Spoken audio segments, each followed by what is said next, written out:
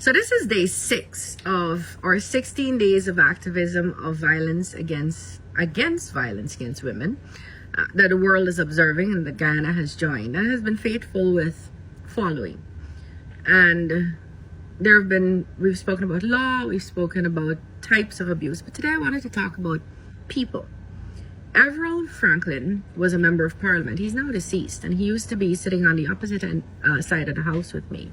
He was a GAP member of parliament, and he had asked a really important question from the floor of the house that was also a very bold question, because people don't like to ask these questions. And his question was, we were addressing a motion that was looking at domestic violence in the country.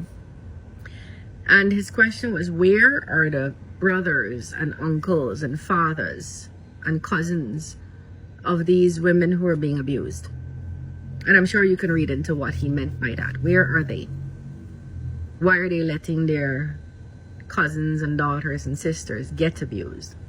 And I'm going to ask, where are the mothers of the sons of abusers?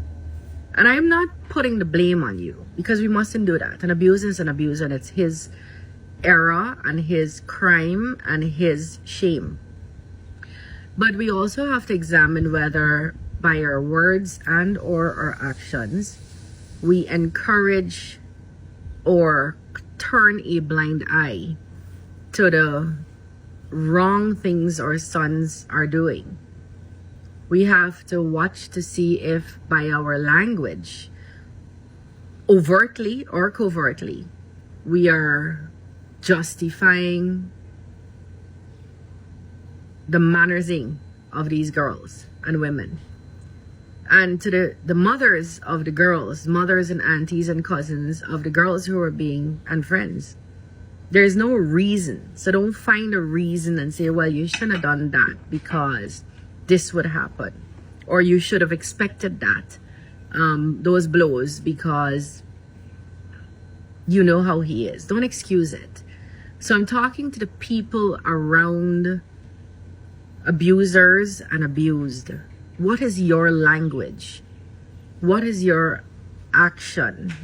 What is your attitude towards victims and towards perpetrators? It might be your son doing this, and it might be someone else's daughter, but your son could end up in jail or dead if you encourage this.